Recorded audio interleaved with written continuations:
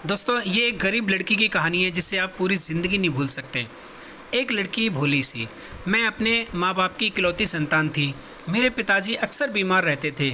एक दिन पापा की तबीयत अचानक बिगड़ गई। उस समय मेरी उम्र महज 16 साल थी।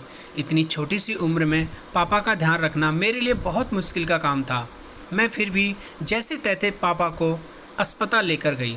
अस्पताल पहुँचे ही थे कि डॉक्टर ने देखते ही उन्हें मृत घोषित कर दिया। ये बात सुनकर मेरी और मेरी मम्मा की दुनिया ही उजड़ गई थी। अब पापा को गुजरे आज पूरा 1 महीना हो चुका था कि दरवाजे पर कर्ज मांगने वाले आने लगे। हमारी हालत इतनी ख़राब थी कि हम केवल एक समय ही खाना बनाते थे। पापा के जाने के बाद कर्ज वाले हमें हर रोज़ परेशान करने लगे। मैं और मेरी मम्मा हर रोज़ रोते हुए ऊपर वाले से बस यही फरियाद करते थे कि कैसे भी हमारा कर्ज दूर हो जाए। उधर मेरे स्कूल की फ़ीस पिछले 6 माह से नहीं भरी गई थी, जिसके चलते स्कूल वालों ने मुझे स्कूल से निकाल दिया। उधर मेरा स्कूल छूट गया, इधर कर्ज वाले परेशान करने लगे। एक दिन मुझे बड़ी तेज़ भूख लगी थी। घर में देखा ना रोटी थी और ना ही आटा। मैंने तभी फैसला किया कि मैं अब कोई नौकरी करूंगी। मम्मा ने छोटी उम्र देखकर मुझे मना किया,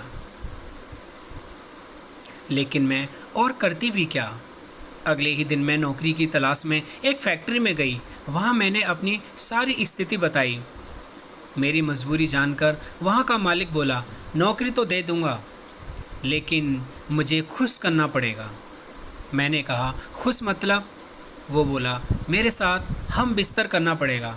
मैं जोर से कांपने लगी और आंखों में आंसू लिए बाहर आ गई। मैं फिर दूसरी कंपनी में गई। उसे भी मैंने सारी मजबूरी बताई। वो बोला, अंदर आ जाओ। मुझे लगा शायद काम मिल जाएगा।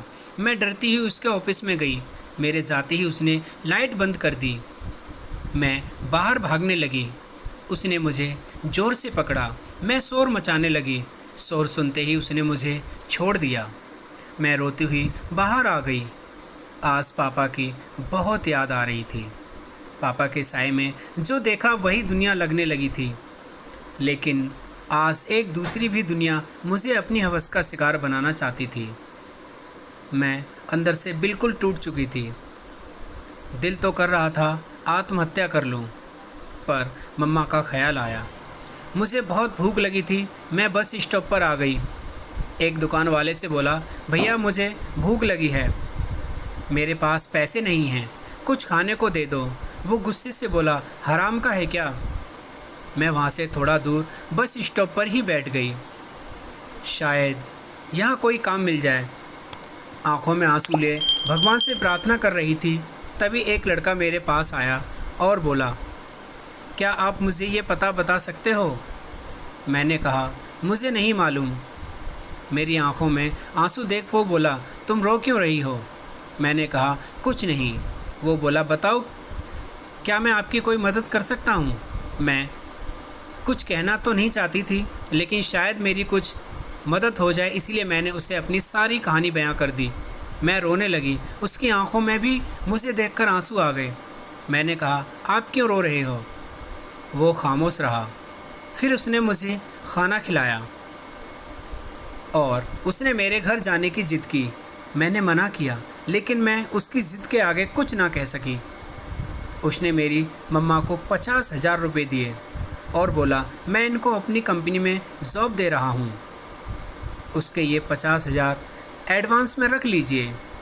आज पापा होते तो शायद किसी की ज़रूरत ना होती, लेकिन हम कर भी क्या सकते थे। अगले दिन मैं डरती हुई कंपनी में जॉब पर गई। मुझे यही लग रहा था शायद ये भी वैसा ही होगा जैसे वो कंपनी वाले थे, लेकिन यहाँ बिल्कुल सब कुछ अलग था।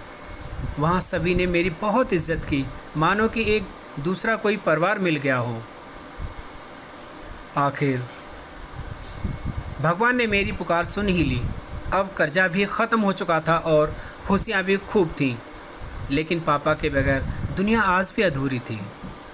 एक बात तो समझ आ गई थी कि लोग मजबूरी का फ़ायदा उठाने वाले बहुत हैं, तो कुछ अच्छे लोग भी इसी दुनिया में हैं। दोस्तों हम आशा करते हैं आपको वीडियो बहुत पसंद आया होगा। दोस्तों पसंद आया तो प्लीज़ लाइक से सब्सक्राइब चैनल को जरूर कीजिए, शेयर ज़रूर कीजिए, ताकि ऐसे लोगों की आंखें खुलें जो किसी की मजबूरी का फ़ायदा ना उठाएं। मिलता हूँ ऐसे किसी अगले वीडियो में। जय हिंद, वंदे मातरम।